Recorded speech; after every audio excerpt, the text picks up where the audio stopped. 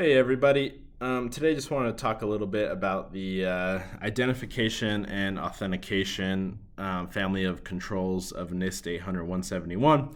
So let's talk about what they are, what things your IT teams might be doing to satisfy these, and what things you're going to be interested in as a test system developer and how they can impact you. So first thing, we need to identify system users and processes acting on behalf of users and devices. So very vague, a lot of stuff, but your IT teams, right, for example, are keeping track of all of the users in the facility, right, that might be signing into different computers and whatnot, keeping track of those users. Additionally, any processes that might act on behalf of a user. So now we're talking like software, services, stuff that might be running that can do some action that's not actually like a person, right, signing into something. And we want to keep track of the devices we have in the facility. So very vague, right? Depending on what you define as in scope and out of scope, that can be a massive list of stuff, right? So devices can be everything from your computers, your network switches and routers to, OT devices and beyond. So, right, we just need to, define, what things are we keeping track of, and keep track of, these are the users, these are the services, these are the devices, and have some sort of list. And that's largely your IT team is doing that, right?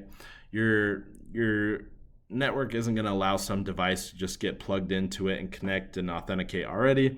And they've got, enterprise level tools that are keeping track of all of that stuff using, a lot of times Active Directory for keeping track of system users and, other tools for tracking devices and whatnot, different computers and all of that stuff. So largely your IT team's job.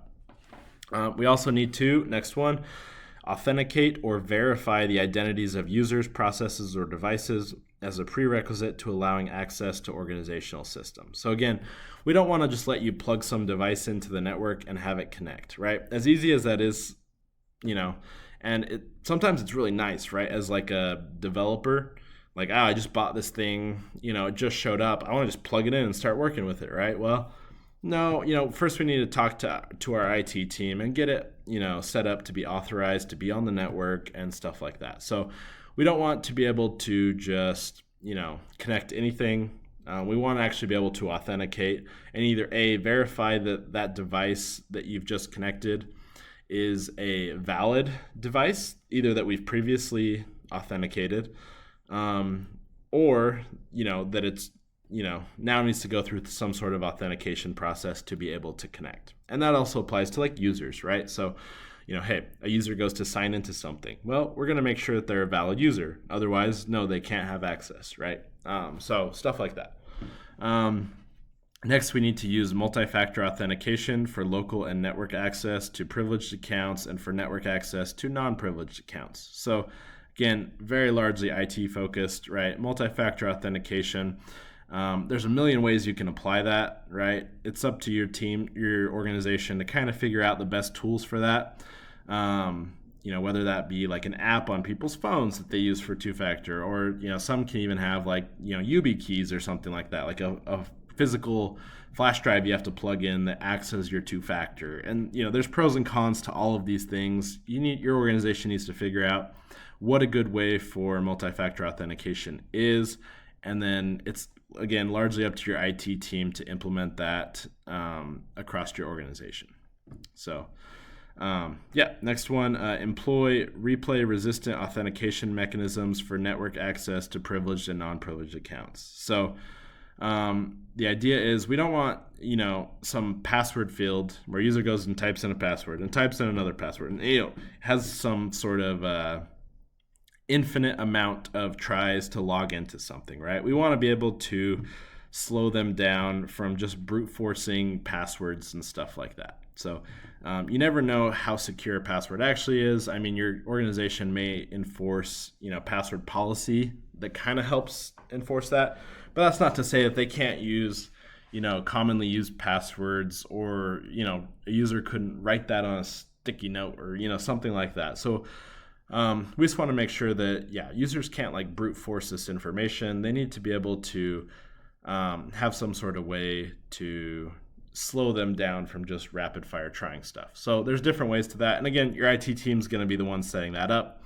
But yeah, if they enter the wrong password 3 times or something, add some sort of timeout, right? Before they can try again, or lock the account and require IT to go and unlock it or something like that. So stuff like that. Again, largely your IT team. If you're building some sort of authentication mechanism into your test systems, like if you've built a login system that has some sort of database or something, it's important that you implement similar functionality there. So users can't just go and type in a password and keep trying passwords until they find a password that works type thing. So yeah. We also want to prevent reuse of identifiers for a defined period. So if we have passwords that, we don't want them to be able to just reuse passwords, right? So it's up to your organization to define that period, right? It just says for a defined period. So whether that's 6 months, a year, 5 years, 10 years, never, right? We need to define what that period is. So yeah, if we're changing passwords on stuff, which, for signing into a computer, for example, right? You're going to have a password, and your IT team's going to make you change that password every so often. And yeah, you just can't reuse your old password unless a certain amount of time has passed. If you've got some sort of login system into a test stand or something like that, I think it's important that you require users to change their passwords every so often. Again, if you've got all these static passwords that could be years and years old, right? The likelihood that someone is able to gain access to someone else's password just goes up, right? By kind of rolling those passwords, it keeps things more secure in that less time has been around for that password, so less time that someone else could have discovered it or brute force their way to it, or found a sticky note, right, with the password on it, something like that. So yeah, we just want to be rolling those passwords and not letting you just reuse your last password or the password before that or something unless a certain amount of time has passed. We want to disable identifiers after a defined period of inactivity. So if someone hasn't signed into a computer for a year, right? Well, we probably should lock down that account, right? Maybe they don't work here anymore. Maybe they're on some sort of medical leave or something like that. But we don't want someone else to be able to take advantage of their stuff while they're out. And again, your IT team's going to be doing that for your computers. If you have a login built into your system, I think it's advantageous that you look at that as well and say, hey, these user credentials haven't been used for longer than some period of time. Therefore, let's remove them from the authentication system, right? And then if the user needs to use it again, well, they need to get re-authenticated, right? And it could be delete this stuff entirely, or it could be, if you have a database with like a username and maybe like a hashed password or something, add a field that says, disabled, right? So that way you can just, mark that field as disabled, and on your login system, if someone goes to sign in with that, say, hey, this account's temporarily disabled, talk to an administrator to get it enabled. And then you don't have to actually change the password at that point. You can just re-enable it. So yeah, largely your IT team's doing this, but on a test system level, I think it's important as well that you don't let some 20-year-old password be floating around in your database that if someone happens to try, right, it'll work, right? You want to lock that if it hasn't been used in a period of time. We also need to enforce a minimum password complexity and change of characters when new passwords are created. So you need to figure out a good password policy. Your IT team's going to be doing that for signing into your computers and whatnot. If you are using some sort of custom login solution for test systems, I think it's beneficial, right, that you do that. So your passwords, if someone's creating a password for a piece of software that has no requirements, well, if they're signing into this thing a lot, they're going to make it as simple as possible, right? So then you end up with passwords like 123 or password or something like that. That's just super simple, or even like their name or something, right? So you want to enforce some sort of minimum password policy. So whether that be a minimum number of characters, or it requires special characters or numbers or upper and lower case, all the typical stuff you see when you make an account somewhere. I think it's really important. I mean, that stuff's applied to so many things because it does help improve security. So we should be also looking at applying that to our test systems as well. Again, this totally is dependent on if you're creating your own custom login solution, which again, if you can use existing tools that are managed by your IT team, it makes everything so much easier. You don't need to manage the system. You get security much more out of the box. So yeah, if you can use like Active Directory to validate these users' permissions without them having to physically sign into a completely separate system, it actually resolves a lot of these issues for you. We also want to prohibit password reuse for a specified number of generations. So again, you can't just reuse the same password,